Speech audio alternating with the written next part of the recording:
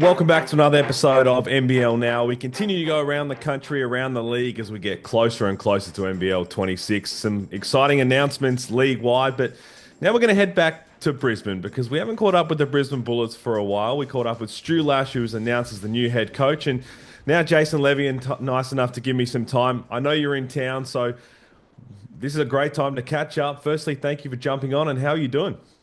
Doing great, Pete. It's good to see you. Having a great visit, getting a lot of work done here in Brisbane, and just enjoying the city as well. There's a lot to obviously catch up on because it's been a big off-season of change for the Bullets, an exciting one about now the roster you're building. We know what happened last year with all the change, but perhaps now we have you here. Could you maybe give us that quick reflection from you personally about all the changes and the new direction that everything's heading in? Because I know it's an exciting one from internally and from what the fans are seeing. I think it's really exciting.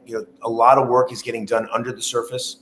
So I think fans are going to start seeing as we roll out more roster additions and more to the club going forward. But we retained a really strong, solid core of players, I think, with Casey coming back and obviously Tyrell with the great season he had. So we feel good about the core of the team. Obviously, bringing Stu Lash in as our new head coach was a major move in the offseason. Retaining some strong assistant coaches, building on our culture overall, I think was a good move. And now we're looking to add some key pieces as we get into the summer league season and the off season for NBL. Maybe we can touch on the Stu Lash appointment as well now that we have you here, because it's been a few months now where he's had time to get settled into his new role. Could you tell us from your side how it all came about, and again now how excited are you to see him lead the charge from the sideline? I'm really excited. I've known Stu a long time. When I met him, he was on a coaching staff of the Nuggets, and spent a lot of time with him over the years. I've worked closely with him. I think he's got a great basketball mind. He's got a fantastic demeanor around players, around staff, around other coaches in the organization. I've seen him work. I've seen him transact in the NBA, and I've seen him work players out. I've seen him coach, and I have a great belief in his leadership, working closely with Vandy and DMAC on the coaching staff. I think we've got the pieces together on the coaching staff side to really launch us and propel us forward in a positive direction. The assistant coaches making sure they were there. It seems from the outside in, as someone who likes to analyze all the games, all the roster movements, it seems like a no-brainer of, hey, we've got a new head coach stepping in. You guys have proven we know what you can bring, but combined as a coaching unit, this is something we can see be successful as long as you guys are staying part of this. I really feel that way. I think with DMAC, you've got a real legend, someone who has built an incredible career in and around the NBL and Australian basketball. And we grew up about 40 blocks from each other, DMAC and I. So we were talking some stories about New York when we were together this week. With Vandy, you've got someone who loves the club, really been a Swiss Army knife for the club. He stepped in into different roles with the organization on the community front, on the head coaching front, on the assistant front. He's really grown, and we've seen him mature and develop his skill set over the years. And both guys are fantastic additions in the coaching staff. We're talking about the off-season moves, and I know you sit back and you see it from the fans, and fans want everything done 2 months ago. They want, as soon as the off-season finished, they want the new season roster to be there. That's not the reality of it. But obviously, they get a little bit antsy when they see all these other big moves going around the league. Adelaide 36ers, Sydney signing, Melbourne United. What is coming for the Brisbane Bullets? And again, I think the other side of that is the rest of the league outside of the three teams I mentioned are on this patient approach as well that the Brisbane Bullets are. But what are you looking to add, and when can we expect that? Well, I think we're also very dependent on the global basketball world and the global basketball schedule. You've got the NBA Finals ending this week. You've got some player movement in the June, July, and August window. And rather than doing it quickly, we want to get it right. The player market is very robust, as you know, in the month of July. And so we're very close to that, and I think there's a lot of experience among our front office, even with myself included in that, in evaluating the player market, understanding it, and making sure we add the right pieces to what I think is a really strong core. I think what Casey did last year, what a comeback year for him, really had an outstanding season, kept us in a lot of games, propelled us to win some games that were really tough. I think Tyrell had a fantastic year and asserted what kind of player he can be moving forward. I think Nordo obviously is a big time leader for us as well. So I love the core of the team. Certainly, we're going to make some key additions, but better to get them right than get them done quickly. And so that's what we're focused on right now. And we saw in the recent weeks, obviously, the club announcing that James Bateman, Keandre Cook won't be back. And it's probably worth touching on how that came about because people were under the assumption, okay, James Bateman would come back. And we reported on the mutual understanding of he may be. But as you talk about the patient approach, if something pops up that interests James Bateman, then you wouldn't hold him back and you'd let him say, you know what, if that's the angle you want to go, that's understandable. We're on a different, slower approach this season than perhaps in years gone by. Yeah, well, James had a terrific start to the season last year. Obviously, was unfortunate with the injury bug that hit him. He went on and had a great experience in Spain. Did fantastic work there. Really happy for him. What's going on with his career development and what the next opportunity is for him. Keandre as well. What really had a year for us where he made an impact, showed a lot of promise. I think he's going to go on to have a very successful professional career, continuing to develop. For us, we're on our own time frame, but we're also trying to evaluate these key pieces and get them right. And that's a big part of our process is doing that. And so, we've had a lot of discussions. There have been thousands of hours of work that's been done since Stu came on board, thinking about the roster, how the pieces fit together. We really want to get it right. Separate from the injuries that really hurt us last season. The last few years haven't been up to our standards, haven't been up to our expectations. We want to be back in the finals. That's our goal. That's our focus. And making sure we have the right culture, the right foundation in place, and building upon that with the right pieces and the leadership on the court, putting all those pieces together, really critical to doing that. What are those next key pieces you're looking at? What type of players can we expect? I'm not sure I'm going to get any names out of you just yet. Maybe in Summer League in Vegas you'll be able to give me a couple of names. But you mentioned the core that you have. Casey Prather, who was in MVP form when he finished up. Tyrell just proves to be one of the most prominent big men. Sam McDaniel's back. We forget that he was injured, missed the whole season. He's going to be key. What are these next pieces that are going to take you from where you were last year to a finals team in NBL 26? Well, Pete, I'll tell you this. I saw Sam working out here yesterday. He looks phenomenal. He obviously looks in great shape. I think he's poised for a really great comeback season. So that's exciting. I'm glad you mentioned him. The key pieces we're going to put together, obviously we need some more scoring. We need some more defense.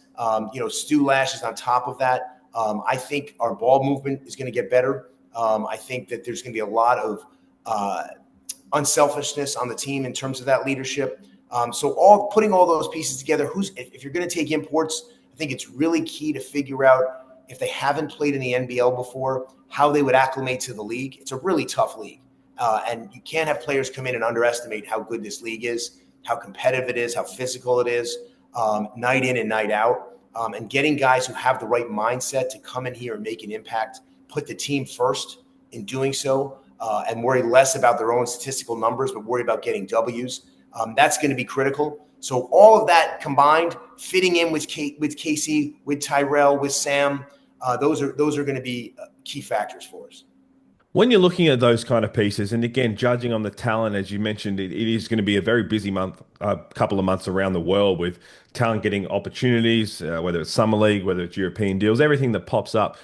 Is there an open mind of what those pieces look for in terms of, okay, you know what, Mitch Norton can start at the point. If we need Mitch Norton to start at the point and we go and get a 2 and a 3 import at very high level scoring, we can do that. Or he becomes our 6-man leader off the bench. Sam McDaniel can do that. Do you have an open eyes of like, you know what, whatever comes our way, we'll address that. We've got plan A, B, C, D, E, F, or do you have more concrete ideas in mind? We've got multiple scenarios on the board because Yeah. I think in order to get the best talent and the best fit, you've got to be flexible in your approach. But there's certain key non-negotiables: team first, character, building the right culture. But you're right about a guy like Nordo because he can lead you on the bench. He can lead you on the court. His character is exemplary, and he's the kind of guy who just wants to win. We want to surround him with players who play the same way, who care the same way. So that's really the focus. But flexibility is going to be key. And I will tell you, a lot of thought went into bringing Stu Lash on as our head coach. Looking around the league, looking at the kind of coaches that have had a big impact joining the league, understanding his experience, his perspective, and his vision for the club. The fact that he spent a few years with the club, with the key leadership in the team, building those relationships, building that trust and that communication. Those went into our decision making about bringing Stu on and making him our head coach. And we know Stu's connections, especially in the United States, with yours as well. Can you give me an insight? Is there a little bit of probably we're going to expect an NBA flavor with a couple of these players, or is it again, hopefully that comes out, but if there's better players in Europe, we'll chase that? Because I know when you see the NBA resume on new imports, it makes fans super excited. Is that something that you're definitely open to and looking for? We're open to it, but I will tell you, Stu has a lot of experience in European basketball as well as do I. Mm. And the key is not to try to win the press conference here. We could make a big splash with a player who comes in and everyone knows the name and they get excited. We've done that before. The key is, how are they going to perform in January and February when the league is in crunch time, when you got to get wins on the board, when you got to stay healthy, you got to stay focused, and you got to win those key matchups to get in the finals. So we would love to win the press conference, but the real focus is, how are we going to perform when 2026 hits, when we're into the months of January? Where is this roster? Where is this team? Where's its mindset? And can they get the job done? And you're in Brisbane for the timing, as we said. I'm going to see you over in Summer League because we're ticking down the days to that. What's it like being there, coming back for a visit every now and then? Because I know the move to the entertainment centre last year was spectacular, and even the year before, you mentioned you haven't lived up to the expectations of what the Brisbane Bullets want to achieve. But that didn't stop the fans from showing up in the previous venue, the entertainment centre. They continue to show up because they're on this journey with you too. Listen, we're up more than 20% in terms of our season memberships. But I got to tip my hat off to Mal, because Malcolm's done a fantastic job. He's built a great front office. He's had the leadership to get us back to Boongle, which I think was really key for us. Building Marival, our performance center, which I think is top of the list in terms of the NBL private performance centers, in a great location right in downtown in South Bank in Brisbane. And I said, he's built a great team.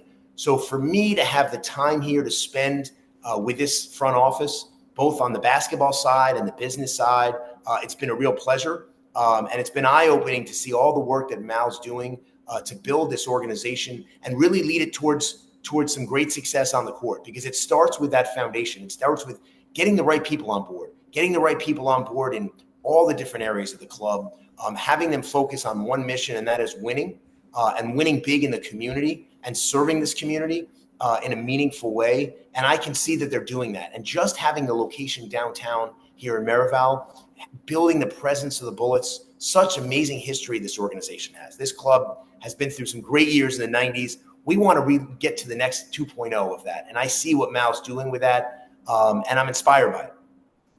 It's a great point you raised with all of that. And it leads me to my perhaps last question about all of it, of having all of that move, having the fan support, building the high performance center where you are in Brisbane right now.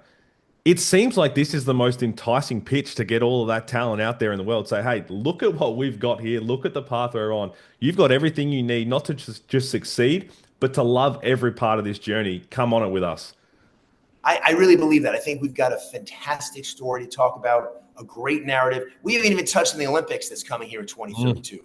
And we'll probably be in a new arena long before that, because what's happening here in this city, in this region, is incredible around sport. And the international community, the eyes of the international sport community are going to be focused on Brisbane. So that's another part of the story as well, to be a part of this journey with us.